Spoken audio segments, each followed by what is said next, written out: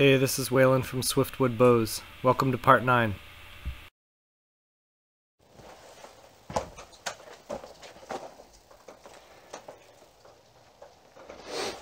Alright, I got my piece of buffalo horn here. I'm just showing you a little bit how I'm cutting the pieces out with my hand tool.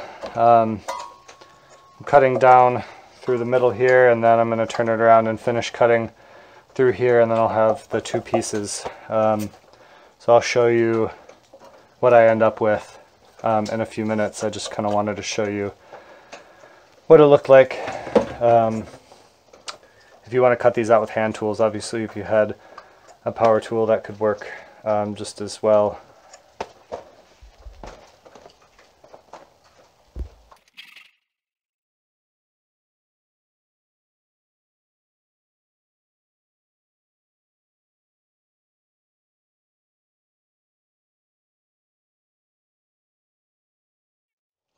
So here's a piece of the water buffalo horn that I'm using.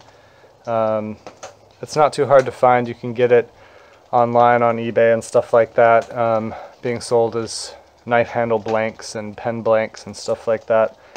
You can also get it at a pet store. That's where I got this piece. They sell them as dog chews, and you have to kind of dig around to find a piece that's solid and not hollow. Maybe it's not the cheapest way to get it, but it's a convenient way to get just a piece or two. You know, this will last me for a long time. You can see these are the pieces that I cut off to be my overlays. You know, I'm going to get quite a few more bows worth out of this piece. I think it was like $7 or something like that. So like I said, not the cheapest way to get it, but a good way just to get a small piece that'll last you a while and not have to worry about shipping and stuff like that. So I've got these pieces. They're going to be going on my bow here. I'm going to have to make this spot flat, perfectly flat and level to make a good gluing surface. And I'm a big fan of working down my overlay piece before I glue it on. I could just glue this on and that, you know, like it is, and then use tools to rough it down, but I found I can get a lot more control and have a lot more symmetrical and beautiful and refined tips if I do some of the tapering first. There's all different kinds of styles. I like to have a really sharp point that it comes down to. I feel like it makes a nice contrast with the white wood around it, and just kind of has a more elegant look to it. But whatever floats your boat, whatever you think looks good. You don't have to use horn. A lot of people use all kinds of hardwoods, like a lot of tropical hardwoods can be really attractive. Dark, rich colors that are also strong. You want a good hardwood that's not going to break under the pressure of the string or splinter. But there's a lot of options. I've used ebony in the past. I know people use ipe and Osage and a whole wide variety of woods. So I'm going to shape these down. You can just like clamp this piece in and use hand tools to work it down, or you can use a belt sander or something like that to make it go a little faster. I'm going to get these shaped up, and then I'll show you the next part of getting this part flat and ready to be a good gluing surface. So the next step for my bow is going to be putting on tip overlays. And I would say that tip overlays are far from necessary for the vast majority of bows out there. Self-nocks do just fine, but I like the way tip overlays look, and I think they add a lot to the appearance of some bows, though some nice self-nocks can look just as good. So I don't want to discourage people from using self-nocks. I plan to do another video on how to make some nice looking self-knocks, not just utilitarian ones like these. But for now, I'm going to show you what I do to make the tip overlays. So you guys already saw how I shaped these pieces of horn. This is buffalo horn.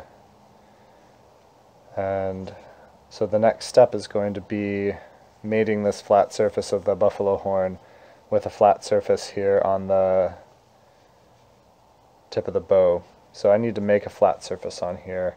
Now if you've got a belt sander and you don't mind using power tools, that's a really quick, effective way to go. There's nothing wrong with that. But in this video I want to try to stick with hand tools as much as I can, so I wanted to share with you my technique for making tip overlays with just hand tools. And my tool of choice is this big old scary farrier's rasp. But the thing that's nice about the farrier's rasp is it is big and heavy and wide, and it makes for a really stable tool to make a pretty darn even and flat surface. You know, the width of the farrier's rasp is just about right for what I need for these overlays. And so I found it to be an effective tool for creating a flat plane here to glue my tip overlays to. So I'm going to focus the camera in here a little bit so you can see more closely what I'm doing, and we'll get these tip overlays on. There's no magic rule for how deep to make this angle. Some people like it really deep so that the tip overlay kind of hangs down. Some people like to have it so that the tip overlay is kind of sticking up off the bow. I don't know, I kind of tend to go somewhere in between, but it's not super important. So the first thing I'm going to do is just kind of use my tip overlay here to figure out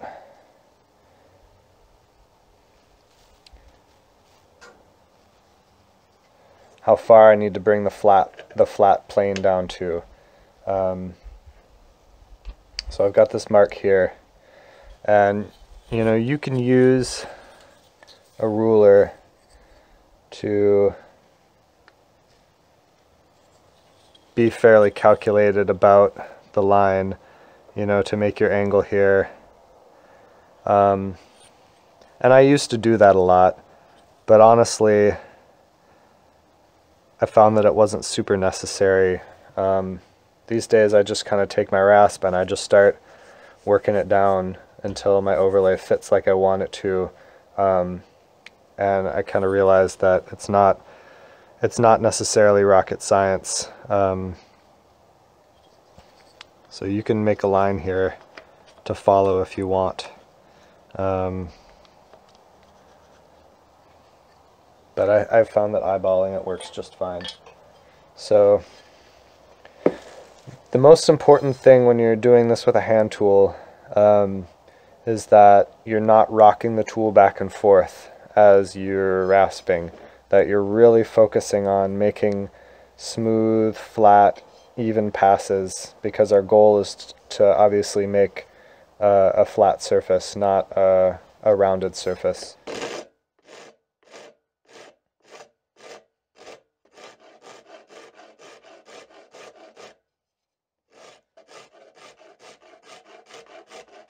And you also want to make sure that you don't have the rasp angled, that you're creating a plane that's going to be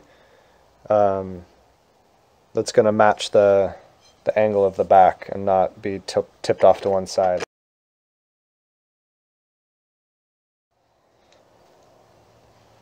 I do a lot of stopping and checking as I'm doing this, just to make sure everything's lining up well.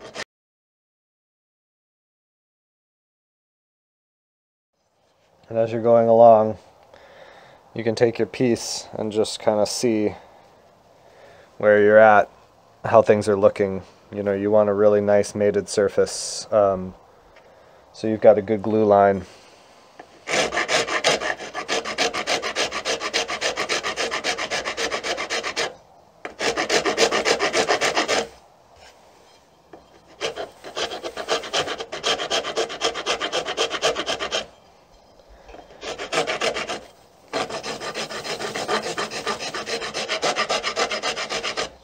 If I was using the belt sander, I'd be done by now, but where's the fun in that?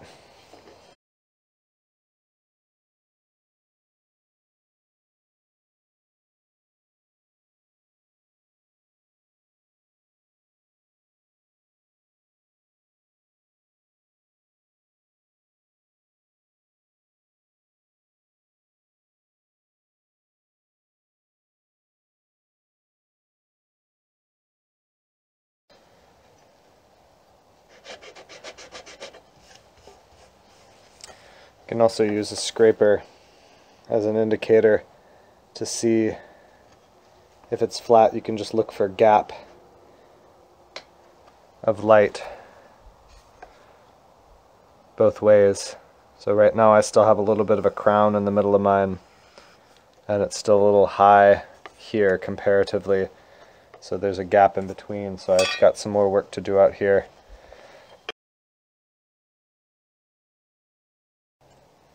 We're getting closer. It's not looking too bad. I mean, the gel super glue that I use will fill gaps fairly well, but obviously the tighter the glue line, the better it's going to look and the stronger the bond's going to be. So it pays to take your time.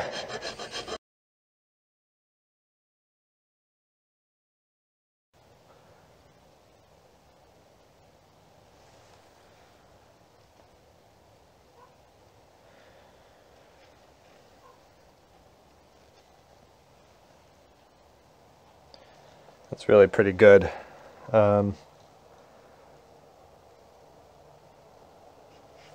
Just going to clean it up just a little bit. Switch over to this little rasp here.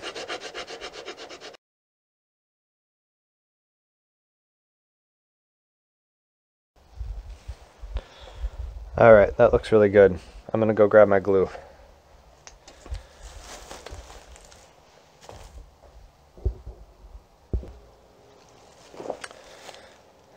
So before I glue, I like to use something to scratch, to score the gluing surfaces, just to create a little bit of extra grab for the glue.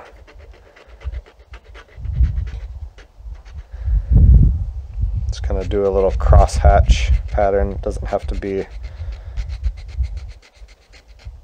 perfect.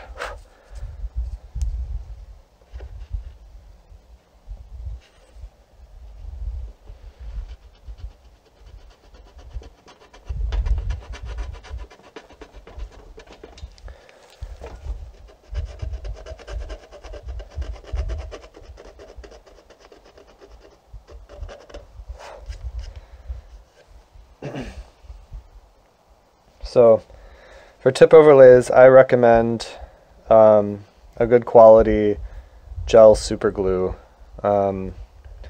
It just works the best from everything that I've tried, and I know other guys use wood glue or epoxy or other things, and I'm sure that they probably work fine as well.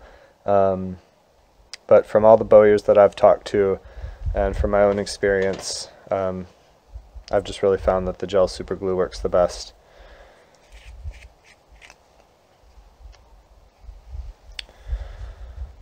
So I'm pretty liberal. I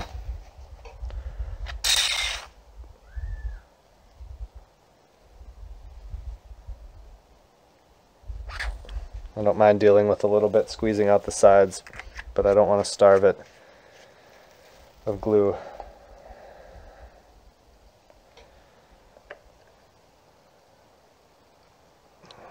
That was maybe a bit much. Alright, another thing that I learned from experience is to take a moment to eyeball this and get it visually lined up so that the point of my overlay is going directly down the center of my limb. I'm just going to scrape some of this extra off.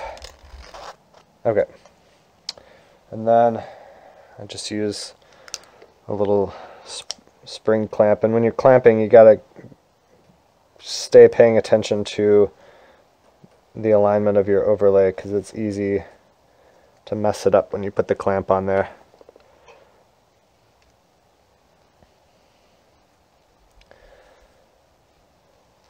And just double check to make sure everything is where you want it. And then I just let the glue set, and I usually flip it around and work on the other side. Alright, I had some lunch and this is good and solid on here. I'm going to start working it down. I want to, there's a lot that can go into designing a tip, but most of it's based on how you want it to look. The main thing that I need to do is that I make sure that I leave enough thickness in the place where I want to cut the groove across the top of it. And so, I don't know if you remember when I said that you're doing self-knocks, you never want to cut across the back of the wood. You want to leave a strip of undamaged back. But with an overlay, you don't have to worry about that, because this horn doesn't have grain like the bow does. And so when I'm ready to cut my string groove, it's just going to go right across the back of this. So the thing that I want to be mindful of right now is, where do I want that, and what do I want the rest of the tip to look like? I'm going to be narrowing things quite a bit. I don't need it this wide, especially with an overlay. Overlays can let you have a skinnier tip than self-knocks can usually.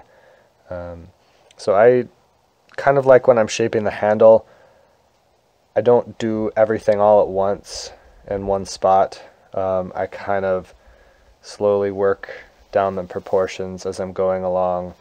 The nice thing about pre-tapering this point here is that I don't have to do a lot of big heavy work down here to get it like I want it. And then so I'm going to be focusing most of my work on just reducing the bulk of the horn and reducing the bulk of the wood. I'm going to be turning it around a lot, looking at it as I go, and just kind of bringing it slowly into the shape that I want. And I don't always have an exact idea of what I want the tip to look like before I start. Sometimes I do, but sometimes I just kind of start working it and see what the particular contours of this piece will offer me in terms of making a beautiful and functional tip.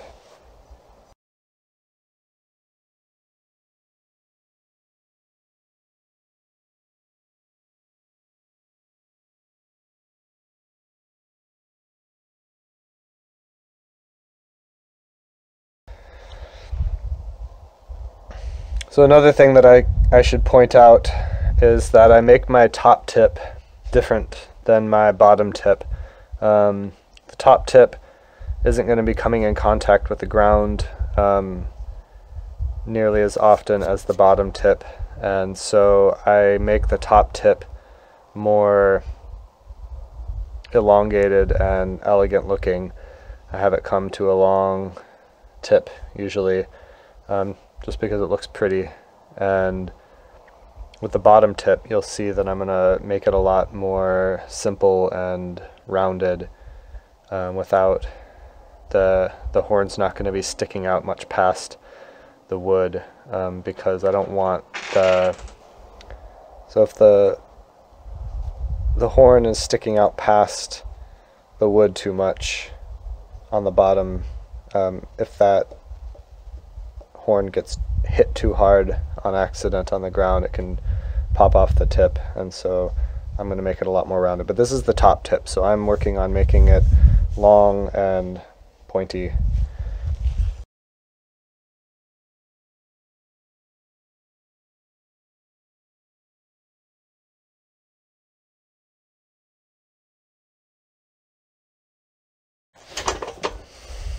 Okay, so you get the idea. I'm not going to make you watch the the whole reduction of the tip. My overall goal is mass reduction. I added mass by putting this horn on there. It's denser than the wood, and so I really have to make up for that by bringing the dimensions of this tip down as small as I can, while still giving me enough meat here to have a deep enough string groove. So I'm just going to keep working on this, and I'll come back to the video when I've got it to the point that I'm ready to cut the groove across. So I've got my tip refined down quite a bit more. I'll probably end up making it even smaller and thinner than it is right now, but I feel like this is a good time to add the string groove. I don't like to wait until I have it all perfect before I add the string groove, because there's always a little bit of tweaking that goes on after that, and sometimes I want to have the rest of the tip contoured to accommodate for where the string groove is. So I've got it down pretty well, and so I'm going to pick my spot for the string groove. There's no rule about where the string groove has to be, as long as you've got the material to support it. So I think, you know, mostly for an aesthetic standpoint, I think I'm going to put it right about there. I still have enough meat here to support a nice deep string groove, and then I'll have this nice long tip sticking out past it. So for an overlay string groove, I'm just going to start cutting right across the top. And I want to make sure that my chainsaw file is perpendicular to the bow. I don't want it going one way or the other. And to start with, I'm just going to get this groove going right across the top.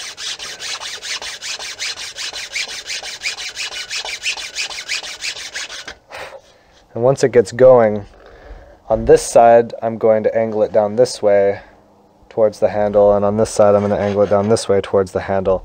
So I end up kind of doing this rocking motion with it as I'm getting this groove that is going to match the shape of the string as it angles back down towards the handle. So you can see I just kind of rock back and forth.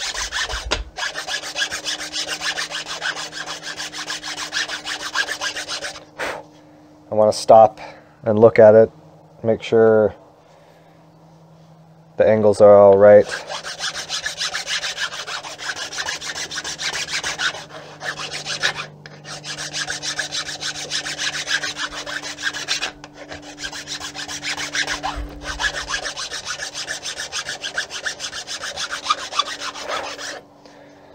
Now you can decide how deep in the sides you'd like to cut. Honestly, you don't need to cut into them at all. You can make the groove pretty much exclusively in the horn and just have the string sit out on top of the wood and come down. I do that quite a bit.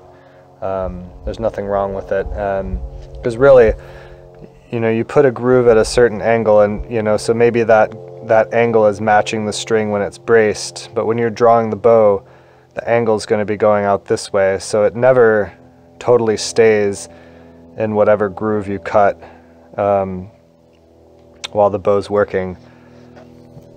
So unless you're doing self knocks or side knocks, there's not a whole lot of functional purpose to having it cut down here, aside from the way that it looks.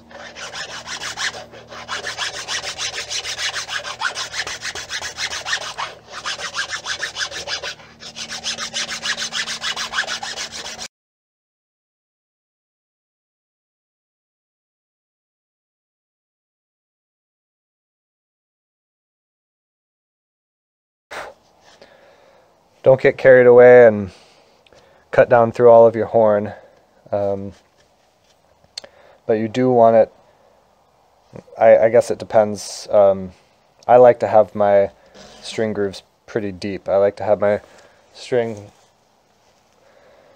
all the way down in there, nice and protected, without any worry about it coming up over the edge here. I mean, this is probably functionally fine. I think I'm going to dig it in a little deeper, and I think I'm going to contour some grooves coming into the wood a little bit, and whether they stay there or not after I finish thinning all this up and refining it, we'll see whether I want to have them there or not. But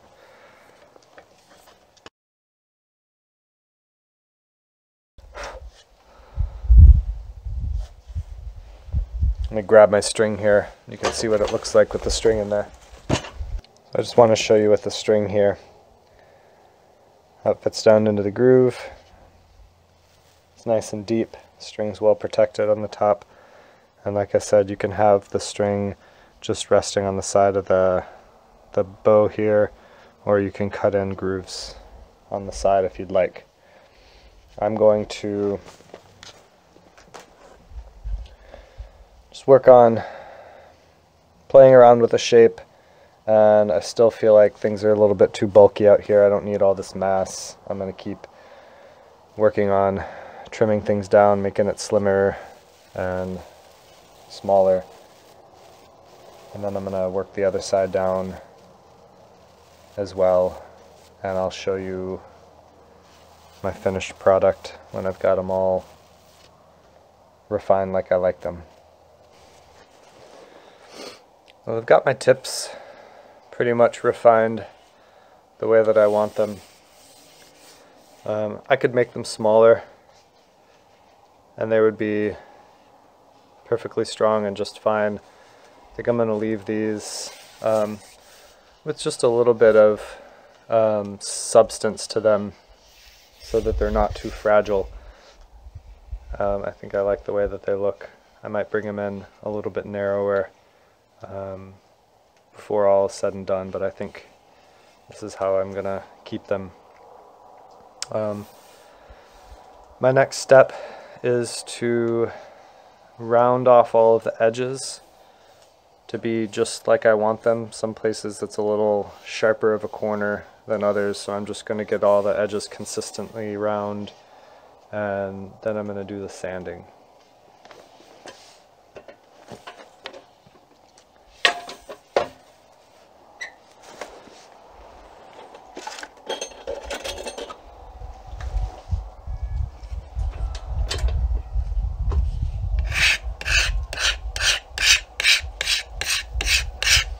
By the way, this is just my card scraper. I got myself a scraper holder to save some wear and tear on my hands. Pretty happy with it. It's nice and comfy.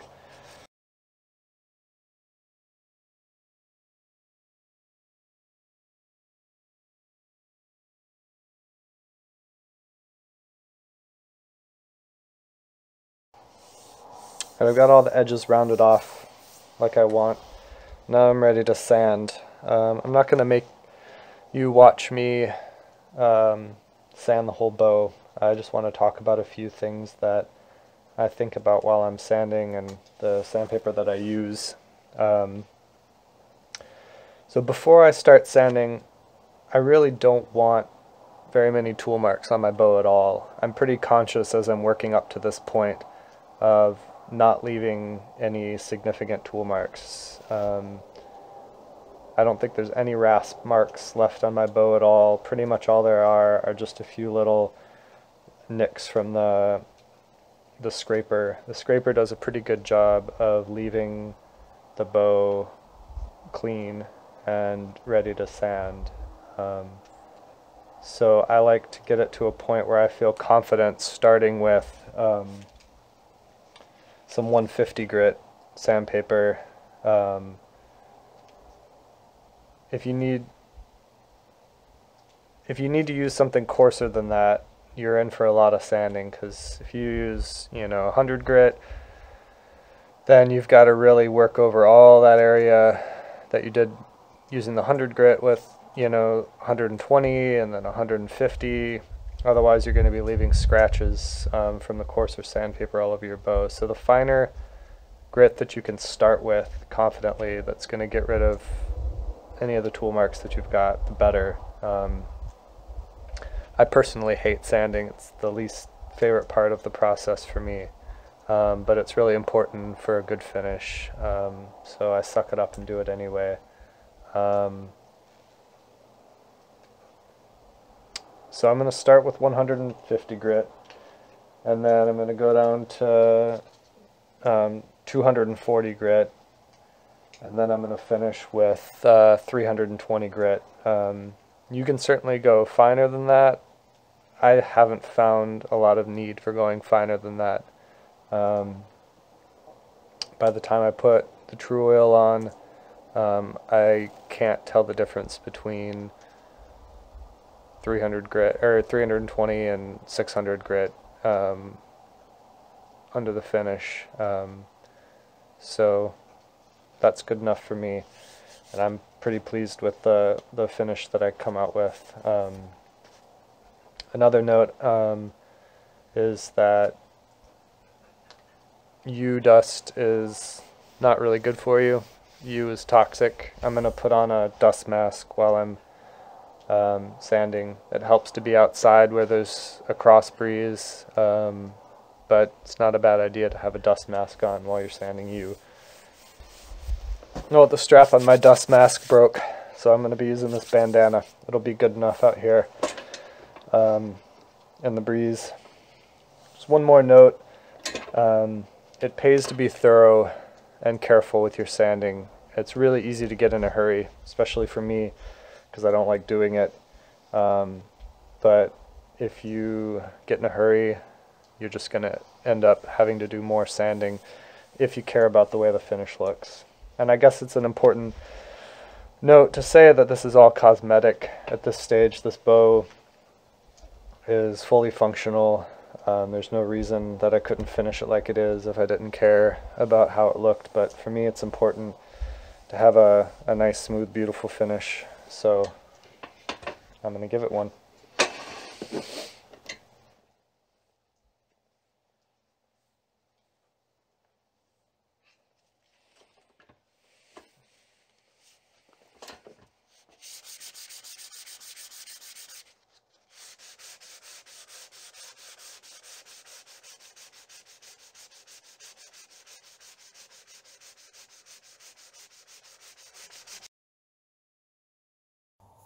Got it all sanded up down to 320. I'm sure that it's kind of hard to appreciate on video, but it's pretty smooth as silk, and it's ready for some finish. There's a couple things that I want to do.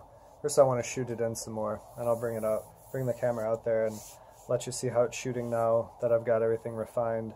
And I'm also planning on putting some snake skins on this bow as well, which I'll do before I put the finish on it. So let's take the camera out and I'll put some arrows through it and you can see how it does.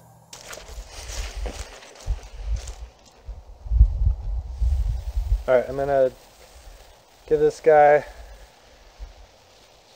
another round of shooting. Got it all sanded up. Feeling nice, and I know it's not going to be easy for you to appreciate on the camera, but it shoots a lot nicer now that I've got the tips all refined and the weight where I want it. All that hand shock that I had before is gone, and now it's just smooth and pretty fast.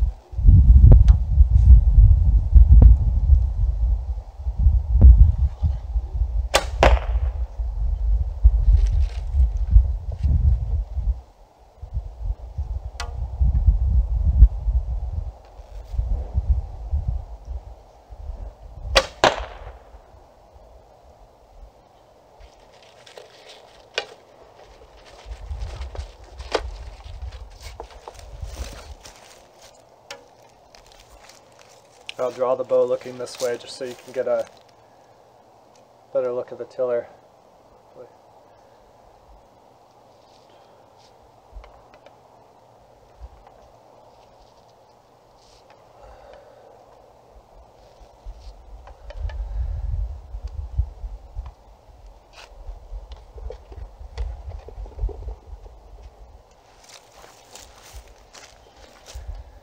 Alright, all we got left now is the finishing touches. I'm going to put some snake skins on the back of this for my customer and put my stamp on there, write the draw weight and draw length, and put some true oil on it to protect it, make it all pretty, and put a nice leather handle wrap on it. So those will be the next steps, and then we'll be all finished.